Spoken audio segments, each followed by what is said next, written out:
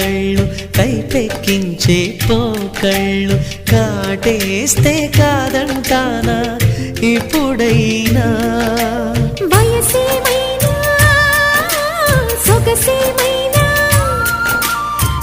మరపించే మనసేమైనా నవ్వు నవరాత్రి నీ కోసం తీసుకువస్తున్నా మైనా ఏమైనావే మన్మథ మాసం అయినా ఎంతైనా ఇది మెత్తని మోసం